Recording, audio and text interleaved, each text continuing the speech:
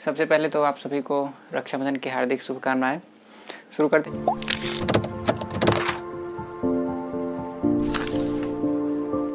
हैं अपनी क्लास को। तो आज हम लोग पढ़ेंगे कि जब भी कोई प्रकाश किरण अगर लंबवत दो माध्यम को अलग करने वाली सतह पर पड़ती है तो उसका अपवर्तन किस तरह से होता है। ठीक है, तो लिखा हुआ है यहाँ पर कि जब कोई प्रकाश की किरण दो माध्यमों को अलग करने वाली सतह पर, जैसे मान लीजिए कि यह आपका एक सतह है, ये आपका हो गया, ये आपका एक सतह हुआ, माने कि कह सकते हैं कि सतह को अलग करने वाली यह माने यहाँ पर ये क्या है, सतह है। ठीक है, तो मान लीजिए कि ये आपका कांच है और ये आपका यहाँ पर क्या है, वायु है, या मान लीजिए कोई माध्यम है। ठीक है, तो यहाँ पर दो माध्यम है, पहला माध्यम आपका यहाँ पर क्या है, वायु है, और दूसरा माध्यम यहाँ पर क्या है, कांच है, और ये उस दोनों को अलग करने वाली। जैसे यहाँ पर देखिए कांच इस तरह का बनाया हुआ है, तो जैसे मान लीजिए कि ये आपका कांच है, क्या है, कांच है, ये यहाँ पर ये हम सिर्फ बताने के लिए करें, तो ये आपका कांच है। ठीक है, तो ऊपर से प्रकाश का किरण इस तरह से यहाँ पर लंबवत होता है। ठीक है, यहाँ पर ऐसा नहीं कि ये साइड से इस तरह से आ रहा है, नहीं। ठीक है ना, जैसे ये आपका कांच है, ठीक है, तो कांच के ऊपर से, ठीक है, तो यहाँ पर एक सतह, यहाँ पर कुछ नहीं, तो यहाँ पर क्या है, हवा है, एक वायु है, और ये आपका क्या है, ये आपका है कांच। तो ये दोनों सतह को अलग करने वाली यह जो बिंदु है ना, इसी पर ये क्या होता है, प्रकाश का किरण लंबवत होता है। तो जब ये प्रकाश का किरण इस पर लंबवत होगा तो क्या होगा, उसी दिशा में क्या होता है, मतलब कि लंबवत ही उसी में क्या होता है, सीधे निकल जाता है। तो इसी के बारे में हमको यहाँ पर पढ़ना है। तो लिखा हुआ है कि जब कोई प्रकाश की किरण दो माध्यमों को अलग करने वाली सतह पर, तो दो माध्यमों को अलग करने वाली सतह यहाँ पर क्या है, ए बी है, तो ए पर प्रकाश किरण एक लंबवत यहाँ पर आ रहा है। ठीक है, तो लंबवत जब पड़ती है, ठीक है, मतलब कि लंबवत आपतित होती है। ठीक है ना, लंबवत आपतित होने का मतलब हुआ कि यह सतह के साथ 90 डिग्री का कोण बना के यहाँ पर ये आएगी। ठीक है, तो वह बिना मुड़े हुए मतलब कि यह बिना मुड़े हुए मतलब कि जैसे ये सीधा है तो सीधा ही क्या होगा, ये अपना निकल जाएगा। ठीक है, तो वह बिना मुड़े अर्थात यहाँ पर बिना अपवर्तन के सीधे निकल जाती है।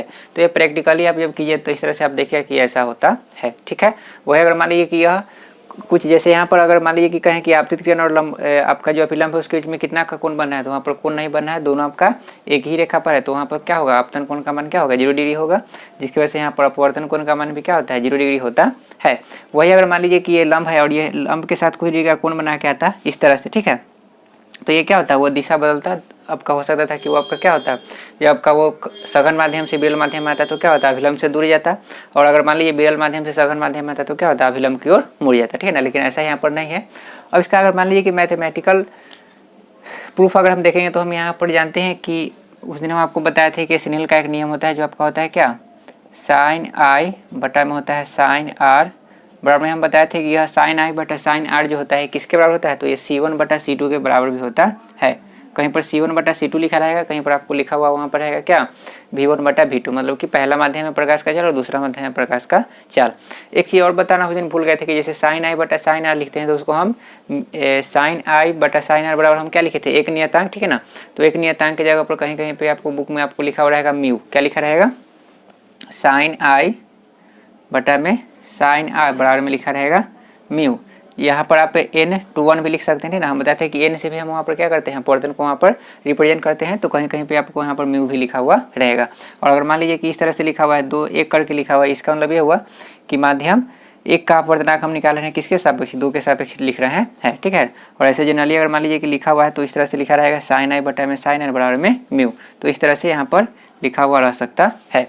और हम बताए थे कि साइन आई बटा साइन आर जो होता है C1 बटा C2 के बराबर होता है। अब अगर मान लीजिए क्रॉस गुना करेंगे तो इससे हमको क्या मिलेगा, तो इससे हमको मिलेगा कि C1 इंटू साइन आर बराबर में क्या आ जाएगा, C2 इंटू साइन आई लिख सकते हैं। जैसे यहाँ पर हम क्या लिखे थे कि साइन आई बटा साइन आर बराबर हो गया C1 बटा C2 के, मतलब कि माध्यम एक में प्रकाश की चाल और माध्यम 2 में प्रकाश की चाल।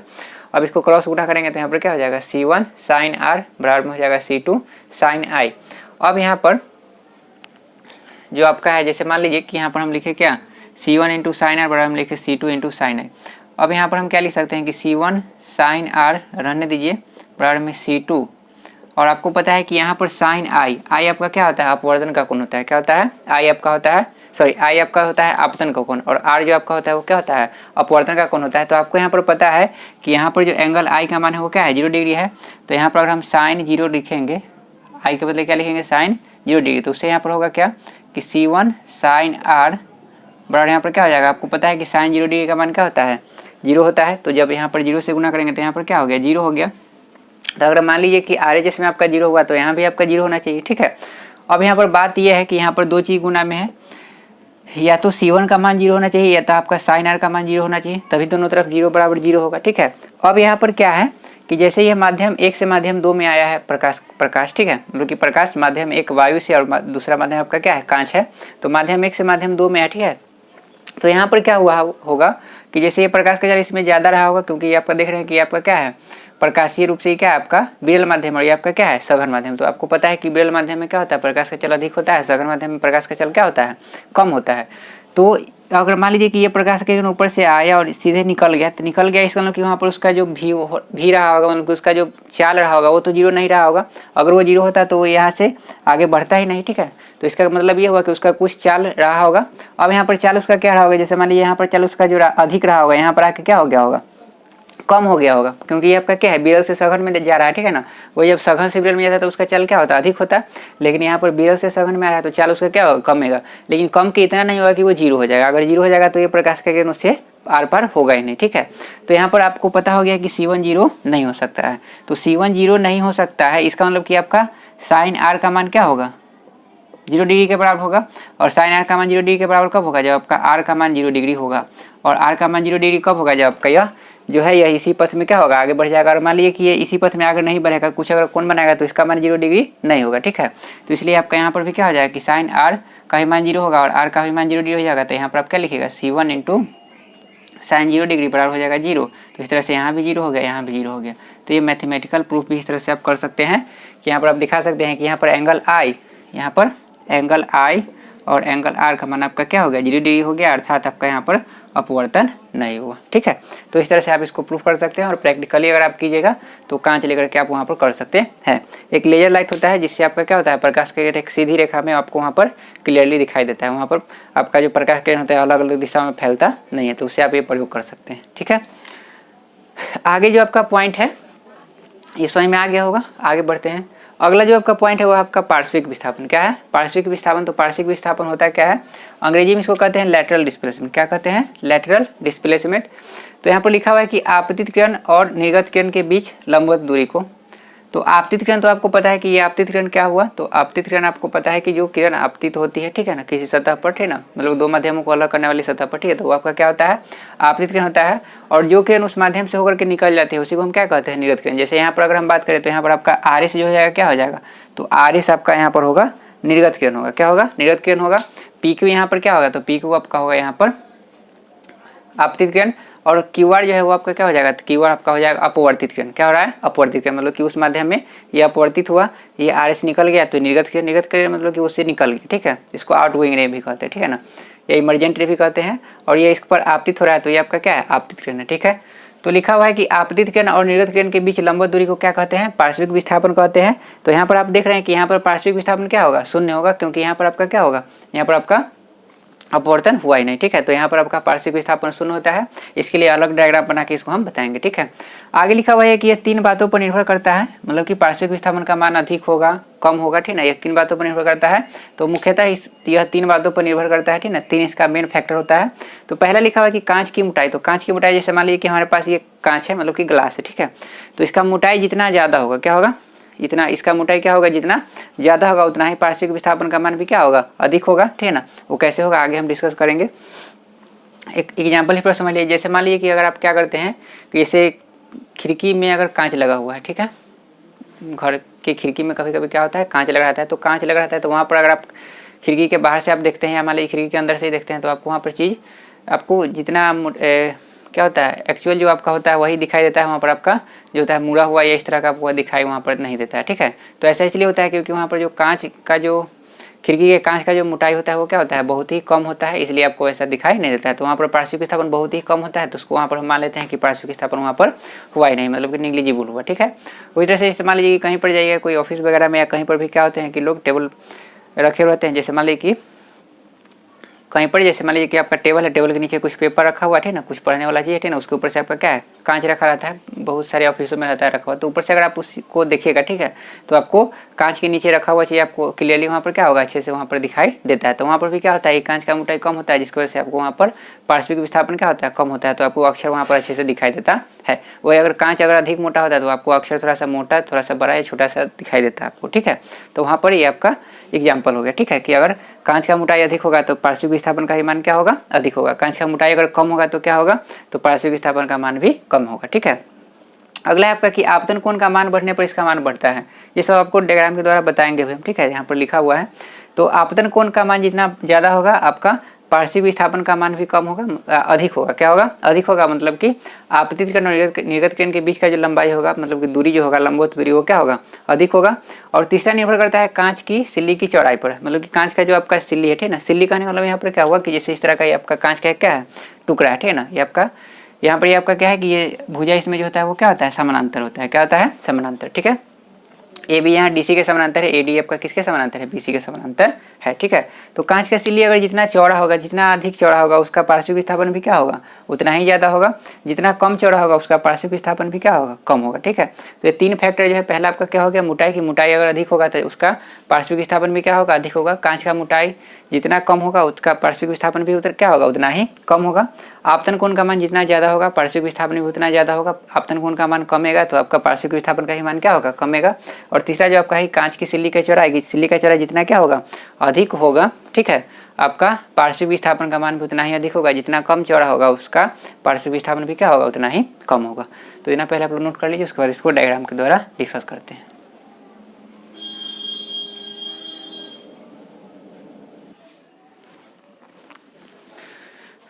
चलिए चीज़ों को डायग्राम के द्वारा समझते हैं। तो हमारा जो टॉपिक था वो पार्श्विक विस्थापन था। तो उसके लिए सबसे पहले हम क्या करते हैं कि एक कांच का स्लैब बनाते हैं। कांच का ये हो गया आपका सिल्ली, ठीक है, ये आपका कांच हो गया, ठीक है। कांच के ऊपर मान लीजिए कि आपका एक माध्यम क्या है, वायु है। यहाँ पर आपका हो गया कांच, और फिर कांच के नीचे क्या होगा, वायु होगा। मतलब कि कांच को हम इस तरह से लिए हुए हैं, ठीक है। ये हमारा हुआ कांच हुआ, ठीक है। फिलहाल ये मेरा मोबाइल फ़ोन ही है, ठीक है, तो इसी को हम मान लेते हैं कि कांच है, ठीक है। ये आपका कांच है, ऊपर से एक प्रकाश किरण इस तरह से आएगा, ठीक है, और फिर इसमें से अपवर्तित होते हुए क्या हो जाएगा, वो नीचे से निकल जाएगा। तो ऊपर भी एक माध्यम क्या है, वायु है। यहाँ पर कांच हो गया बीच में, ठीक है, और नीचे आपका क्या हो गया, तो नीचे आपका हो गया वायु, ठीक है।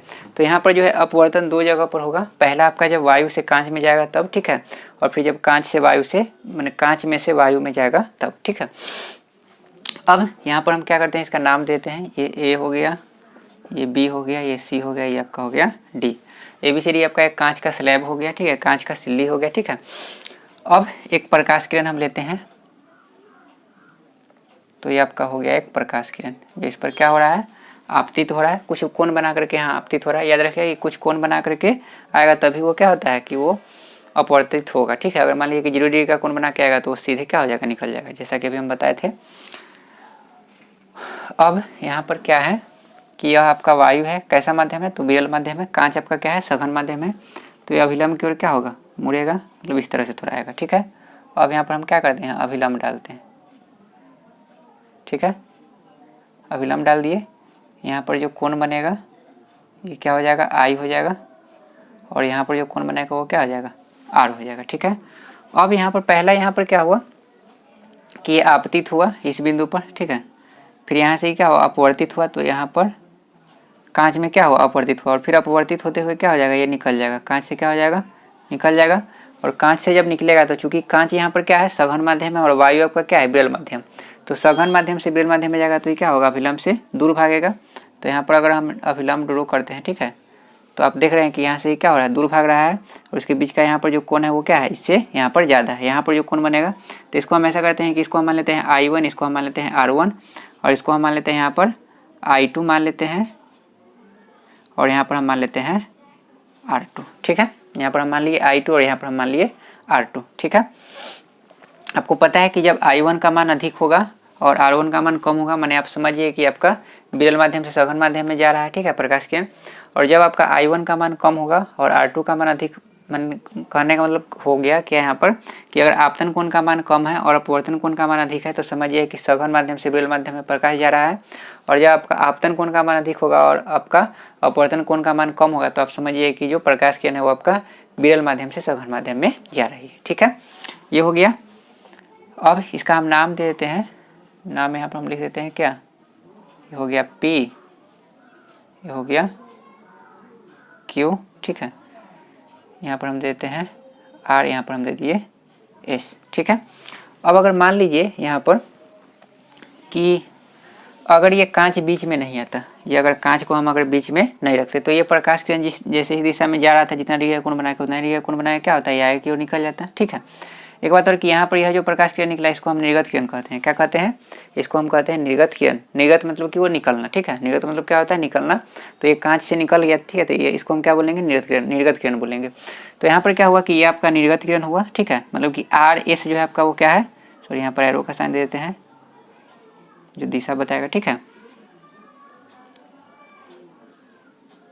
तो यहाँ पर RS जो है आपका वो क्या है? निर्गत किरण, ठीक है ना। और PQ यहाँ पर क्या है? आपतित किरण, ठीक है ना। और यहाँ पर QR जो है आपका क्या है? अपवर्तित किरण है। अब यहाँ पर अगर मान लीजिए कि कांच बीच में नहीं आता तो ये प्रकाश किरण इसी दिशा में आगे की ओर बढ़ता, इस दिशा में ये आगे की ओर क्या होता? बढ़ता, ये अपवर्तित नहीं होता, ठीक है।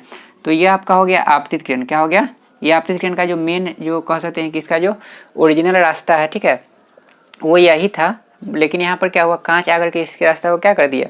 व्यवधान उत्पन्न कर दिया, जिसकी वजह से क्या हो गया? इतना से ये पीछे हो गया, ठीक है। तो यही जो इसके बीच का ये लंबवत दूरी हुआ, ठीक है। इसके लंबवत दूरी को यहाँ पर हम मान लेते हैं कि ये M हो गया, ये आपका हो गया N। तो यही Mn को हम यहाँ पर क्या बोलेंगे? तो यही Mn जो है आपका क्या है? तो Mn आपका यहाँ पर है पार्श्विक विस्थापन। क्या है? पार्श्विक विस्थापन, ठीक है। कि Mn जो आपका लंबवत दूरी होगा। अब इसके बीच का दूरी आप जहाँ से मेजर कीजिएगा, ठीक है ना, इसको भी अगर हम पीछे की ओर बढ़ा देंगे, ठीक है, तो इसके बीच का दूरी क्या होगा? हमेशा बराबर होगा, ठीक है ना। तो यही Mn जो यहाँ पर लंबवत दूरी है, इसी को हम क्या कहते हैं? पार्श्विक विस्थापन कहते हैं। फिर ये समझ लीजिएगा कि AB आपका एक क्या है? ABCD आपका एक कांच का स्लैब हो गया, ठीक है। ऊपर से एक क्या हुआ? प्रकाश किरण PQ आया, ठीक है। PQ आया, फिर वो QR वहाँ पर अपवर्तित हुआ और फिर अपवर्तित होकर के यहाँ पर RS क्या हो गया? निकल गया। RS आपका यहाँ पर क्या है? तो RS आपका यहाँ पर है निर्गत किरण है। क्या है? RS आपका है निर्गत किरण है, ठीक है। अब यहाँ पर जो ये निर्गत किरण है और ये आपका जो है ये RS, सॉरी इसको यहाँ से नहीं मिलाते हैं, समझिए कि ये RS को ही हम रिप्रेजेंट करें, ठीक है ना। मतलब कि RS जो है आपका वो क्या है? यहाँ पर निर्गत किरण है, ठीक है। और यहाँ पर जो आपका PQ है, PQ को आगे की दिशा में हम मिला दिए, ठीक है। तो ये आपका जो है ये आपका क्या है? ये आपका आपतित किरण है। तो इसी के बीच में जो लंबवत दूरी आपका Mn है उसी को हम क्या कहते हैं? पार्श्विक विस्थापन कहते हैं, ठीक है। तो यहाँ जो है अपवर्तन दो जगह हुआ। पहला अपवर्तन यहाँ पर क्या हुआ? जब वायु से कांच में प्रकाश का किरण गया तब, ठीक है। तो यहाँ पर आपका विरल माध्यम से सघन माध्यम में गया है, इसलिए प्रकाश किरण क्या हो गया? थोड़ा सा आपका अभिलंब की ओर मुड़ गया है, ठीक है। फिर आपका ये कांच से वायु में गया तो आपका सघन माध्यम से विरल माध्यम में गया, इसलिए आपका क्या हो गया? अभिलंब से थोड़ा सा दूर भाग गया, ठीक है। तो इसी को कहते हैं पार्श्विक विस्थापन। अब यहाँ पर बात हम बोले थे कि यह तीन बातों पर निर्भर करता है। पहला कि अगर कांच का मोटाई अगर अधिक होगा, कांच का मोटाई अगर अधिक होगा तो पार्श्विक विस्थापन भी क्या होगा? अधिक होगा। तो उसका एग्जांपल बता दिए कि अगर जैसे हम किसी भी चीज़ को देखते हैं, मान लीजिए कि घर के खिड़की में अगर मान लीजिए कांच लगा हुआ है तो वहाँ से अगर हम देखते हैं, ठीक है ना, किसी भी चीज़ को, तो हमको ठीक दिखाई देता है, ना मोटा दिखाई देता है ना बड़ा दिखाई देता है, ठीक है ना। एक्चुअल जो उसका साइज होता है उसी में हमको दिखाई देता है, ठीक है। तो ऐसा इसलिए होता है कि वहाँ पर कांच का जो मोटाई होता है वो क्या होता है? बहुत ही कम होता है, बहुत ही पतला कांच वहाँ पर लगाया जाता है। उसी की जगह अगर मान लीजिए कि बहुत ही मोटा कांच होता है तो वहाँ पर हमको उस तरह से दिखाई नहीं देता, ठीक है। दूसरा हम आपको बताए थे कि आपतन कोण का मान बढ़ने से, अगर आपतन कोण का मान अधिक होगा, ठीक है, आपतन कोण का मान क्या होगा? अगर अधिक होगा तो पार्श्विक विस्थापन भी क्या होगा? अधिक होगा। अब जैसे मान लीजिए कि यहाँ पर आपका आपतन कोण यहाँ पर है, ठीक है। अब इस आपतन कोण को मान लीजिए कि अगर हम बढ़ाएंगे तो बढ़ाने के लिए क्या करेंगे? इसको और थोड़ा सा हम नीचे करेंगे, ठीक है। कि अगर मान लीजिए कि पी को अगर यहाँ नहीं होकर के यहाँ अगर PQ होता तो आपतन कोण का मान यहाँ पर क्या होता? बढ़ जाता, ठीक है। अगर मान लीजिए कि ये बढ़ता तो यह जो होता है आपका ये और पीछे जाता, ठीक है। और जब यह और पीछे आता तो ये अगर मान लीजिए कि ये यहाँ पर आता, ठीक है, यहाँ नहीं आकर के ये पीछे जाता, ठीक है, तो इसके बीच का दूरी बढ़ता है कि घटता? बढ़ेगा, ठीक है। तो इसलिए कहा जाता है कि जब आपतन कोण का मान बढ़ेगा मतलब कि ये आपतित किरण जो है, ठीक है ना, और ज़्यादा कोण का मान अगर और ज़्यादा कोण बना करके इसके साथ अगर आपतित होगा, ठीक है, तो उस समय क्या होगा? आपका पार्श्विक विस्थापन का मान क्या होगा? बढ़ेगा, क्योंकि यह रेखा और थोड़ा दूर से क्या होगा? ये निकलेगा, ठीक है, माने अगर निकलता, ठीक है, अगर मान लीजिए कांच नहीं आता तो, ठीक है। तो इसलिए वहाँ पर क्या होगा? पार्श्विक विस्थापन का मान बढ़ेगा। और तीसरा हम आपको बताया था कि अगर कांच का चौड़ाई अगर बढ़ा दिया जाए, ठीक है, तो आपका क्या होगा? पार्श्विक विस्थापन का मान भी आपका बढ़ेगा। तो अगर मान लीजिए कांच की चौड़ाई की अगर हम बात करेंगे तो कांच का चौड़ाई यहाँ पर अभी क्या है? AD है, ठीक है ना। अगर मान लीजिए इसको अगर हम बढ़ा दिए, इसको अगर हम इसको थोड़ा सा हम पहले इसको आप लोग क्या कीजिए? नोट कर लीजिए, उसके बाद इस पर हम बताते हैं, ठीक है।